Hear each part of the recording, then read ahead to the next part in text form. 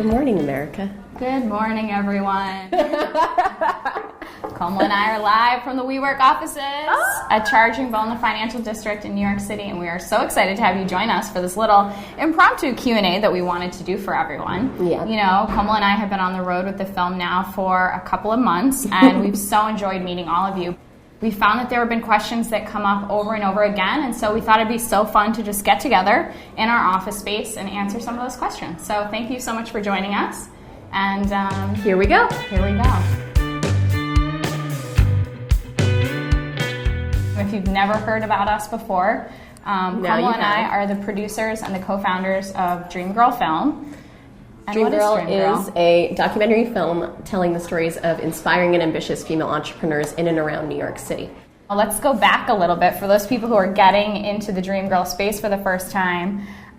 So I put together a Kickstarter campaign that raised $100,000 in 30 days to make this dream a reality. And you saw our Kickstarter. How are you here today with us? How am I here? Just magically. So I saw the Kickstarter campaign because it landed in my inbox via Marie Forleo. I was in the first year of making my business. I didn't really have a community, so I found a community online. And when that email came into my inbox and I opened it and I watched the trailer that you made, you wonderful director, like amazing creator, I was hooked. I really took Erin's call to action at the end of it to heart. I knew that bringing this film to life was so important, not only for me on my personal journey, but for millions of others. And so I emailed you, I pitched you, and I was a little like stalkerish in how much I was like, Erin, we should connect, and we did. And so after that first Skype call, I think both of us knew there was something there. Yeah, for sure. And you just came down on set and helped us finance the film and find different partners, executive producers for it, and our partnership has just grown over the last, I think it's almost been 2 years. It's been two and a bit. Yeah.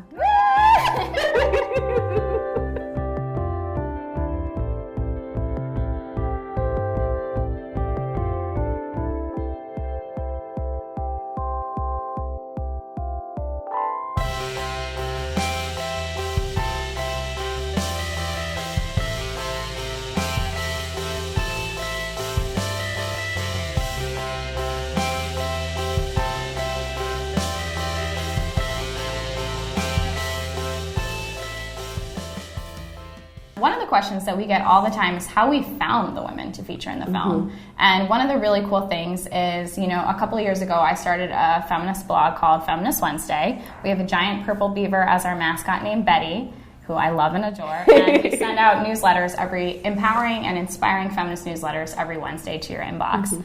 And I would feature entrepreneurs and artists and activists in New York City and across the world. And I was so drawn to entrepreneur stories. I think that their journeys are so romantic. To get the courage to quit your job was something I always wanted to do. So we found a lot of the women actually through Feminist Wednesday. I featured Mariama on the blog long before this, little idea popped into my brain. The seed took root. Yes. Yeah. And then the amazing thing that happened is I had a network and a community of women who I reached out to. And then once the Kickstarter got funded and we had 2,000 people who had my back making this film, the Kickstarter audience actually put the Villarosa family in front of me and said, you should interview this person. My friend knew Annie Wang and her 3D printing company was like, you should talk to them. So it's been so cool to still meet these incredible women because we get to magnetize so many. I think this is a great time to talk about the highs and the lows of the filmmaking and this production process. For sure. Do you want to start? Yeah, I think meeting Oprah was one of the best experiences of my life and has been so crazy to be part of her. Komal and I were asked to be part of our Super Soul 100 list, which is a list of 100 game changers and creatives making social innovation and change. And we're so honored to be on that list. And we got to meet her last spring, which was definitely phenomenal. The coolest thing ever. And something that we really needed at that time because we were in the thick of editing. The winters can be long, especially in New York. And it was just such a burst of energy that we really needed at that time. We found the issue. September. Oh, magazine.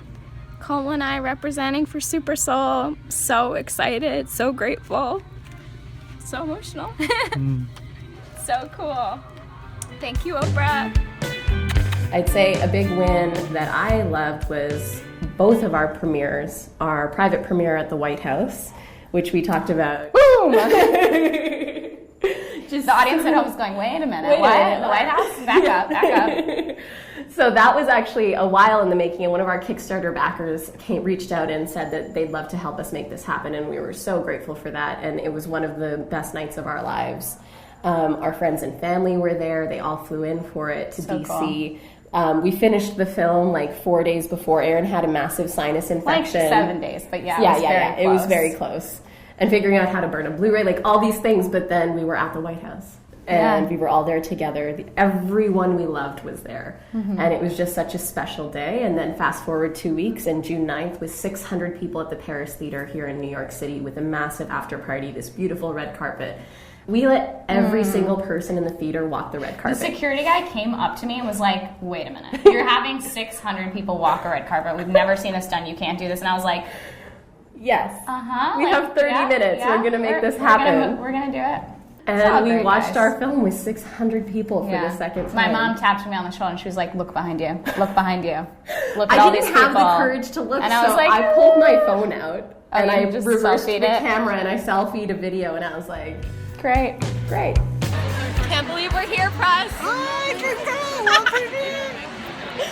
our first feature film and it's a full house. So, we have had such an incredible experience, so grateful. We've had a lot of blessings. This journey has not been easy. It's been a lot of hard work. Do you want to let them know about the call with Baus and Linda? Sure, yeah. So I edited the film with Francesca and we got into a really great groove. I was really happy with where the stories were being aligned. We had like our first rough draft and I remember even showing my parents, like I felt a real relief, like, wow, we like made it here. We're ready to like kind of finalize, tweak, color, things like that. And we got a call with our executive producers. Now we have 2 incredible people who are supporting us creatively. Baus and Linda! Like phenomenal creatives in their own right, have been gone to Sundance. Way more experienced. They're like kind of Oscar nominated. Yeah, just phenomenal. And they called us and they said, they were like, the way that they did it is so smart too. They're like, do you think you could remove a couple of characters? Yeah. Like they just said it in a space that, what do you think about if we like shifted this around or did something like this? And Komal and I kind of had a little bit of like a heart palpitation because we're so immensely connected to the women who are in the film. And then we got into more conversations and shed a few tears and decided to restructure pretty much the entire movie. Outside of like that first sequence, because you had the intros down. Yeah. So we started over and it was horrible. It was really, really horrible. It was so bad. We cried. I was in bed for a week and then we got back to work because I felt like if I want my first film to be something that is a beautiful film, and if we have to work a little bit harder to make it the best it can be, then we were going to do that. That's what we were going to do. We did take a week off though, and we were very intentional. We did a brainstorm, a storyboard, re-storyboarding the stories. We decided to bring back the animations, which you see in the film throughout the story. Oh yeah, I forgot we did that. We decided it that day, and we were like, we need a pause, we need a break. This is big news, and then within it was 4 or 5 months, the new film came to life.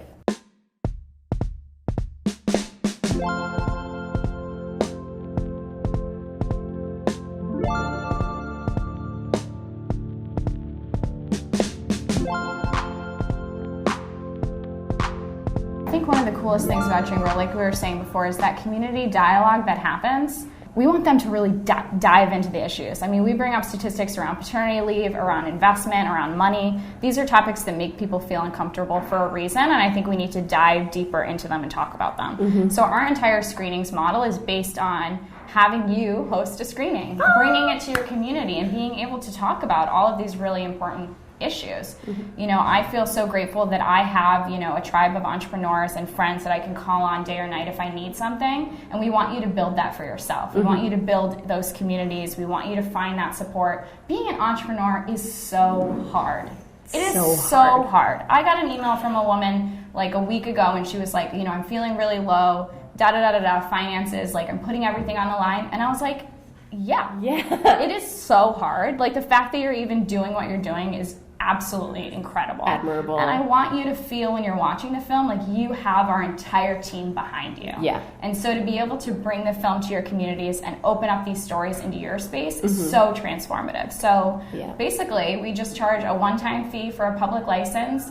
And then that's it. We want you to monetize. We want you to find partners. We want you to sell tickets. Do whatever you want to do to get this film to your community. Absolutely. So a lot of people, building off of this, often ask us, what's next? What's coming next down the pipeline? Well, I mean, I want to make like 100 more movies. Yeah. So whether I'm directing or producing or mentoring other filmmakers, movies are my life. It's what I've wanted to do since I was a little girl. So we will absolutely be making more content. You know, it's a long game. Dream Girl from start to ideation to when we're going to finish, like a 4 or 5 year play. Yeah. It's a lot of energy, but definitely we're going to keep creating really important feminist content. Absolutely. For me personally, I'm starting the book writing process.